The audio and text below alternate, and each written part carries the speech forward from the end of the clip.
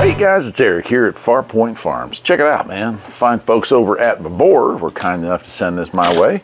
I've been wanting one of these for a good long while and never could afford it, but Vevor has this thing cheaper by far than everybody else that I've been able to find it at. Wen sells them, and of course Harbor Freight and some of the other brands out there.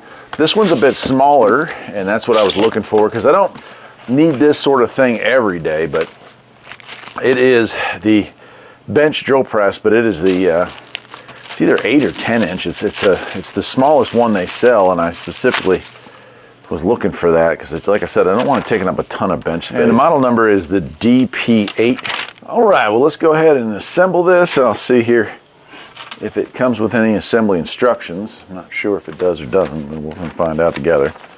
Sure does. Okay, cool. All right, there it is, complete. And it's showing there we have this part here, which sits on our base and uses the 3 bolts that are included right there in the box there. So let me go ahead and we'll assemble the base.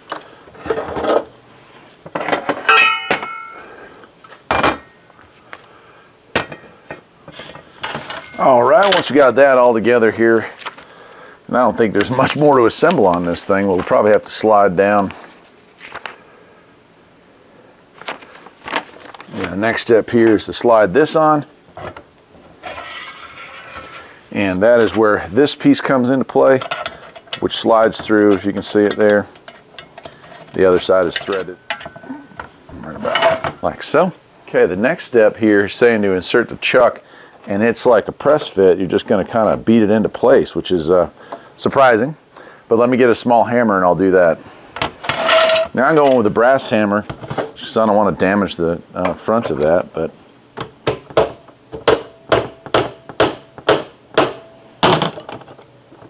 there it is. All right, and then we're going to slide this portion onto it. All right, and the last bit for assembly here is just to put in our little fingers rod here. I like that Vevor orange color too. It's, I don't know, something about it. Just I like it. Like everyone has their own color as far as tools go. Cool. Okay. All right, let me get the camera closer in, and we will take a look at this thing up close. All right, that's it. Like this is how it works here. So we have a switch on this side. The batteries are located behind it. You can see here when I flip that on, it's not terribly bright, but it lights up whatever it is we need to drill, which I think is a cool feature. You can kind of position it up out of the way, but it puts you right on the money. I like that. There's a little holder here for our chuck. And then up on top here, and I'm not going to open it up, but this you can, when you open it up, you change your pulleys to fit whatever you want, and then this is our adjustment to make sure we have proper tension. So, okay. It's got a nice spring-loaded tension to it. When you let go, that thing's coming back up. This is a nice stable platform with some different options here. Turn around to the front. On the front here, we can pull out this to lock it.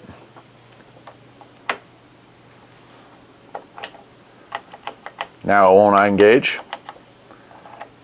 Push that back in and we're back onto being able to turn it on and off. On this side we have depth measurements, so we can stop this from being able to go all the way down. Here, I'll rotate it, you'll see what I mean. Right, so if I wanted it to stop, say at 1.5 inches, I just rotate these nuts down and lock them into place there, and now we're not going any further than that. That's our limiter. Or we can roll them back up and we can go farther down. That's a nice little feature. Here's where the light is on this side. And then our motor here. And cord wise, with about a 5-foot cord, so plenty enough to get to the next nearest spot to plug it in. All right, let me back the camera out and we will see how she works. All right, with everything all set up, we'll go ahead and plug that in. We are ready to give it a shot. Let me go ahead and I'll flip the light on. You can see what I mean. It's pretty good at lighting that up. I'm pretty happy with that. Okay, we flip up on our switch. Boy, it's a nice quiet motor.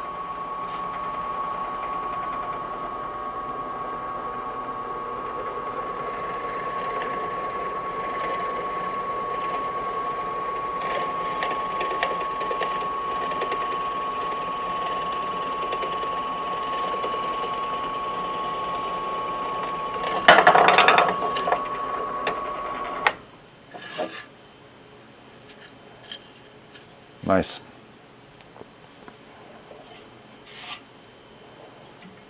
Of course, the way that I'm doing this isn't all that great. You know, you want to have both hands on this thing, but you get the idea. I will say the chuck seems extremely straight.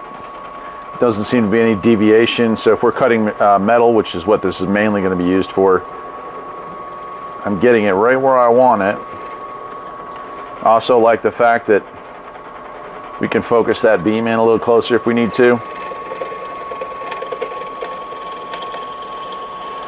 Of course, I would say the next thing I would probably purchase for this would be a guide here. The Vevor sells a guide to hold this in place, to hold, you know, if I want to have something and hold it, that's what that would be for. Depth-wise, you can see with this is a pretty large bit, but I could drop this thing down considerably still. So I would say 4x4, so you could probably put a 4-inch thing in here. That being said, like most of my bits are a lot shorter than this. This just happened to be the one that I grabbed here. I'd say most of them come to about there. So so you have like a 6-inch cut. They're calling it an 8. I would say more of a 6, but it's a nice clean cut. Very cool. I like it. It's just like one of those things where you don't need something like this every day in my line of business because I don't do a ton of fabricating. But the few times, you know, per year that you do need an actual precision cut and you're trying to use a regular, you know, hand drill to do this kind of work, holy cow, what a mess, you know, trying to do this by hand when if you get it a little bit off, then you got big problems. So this will fix that for good. I'll leave a link to where you can get one of these yourself, and I will see you next time. Take care.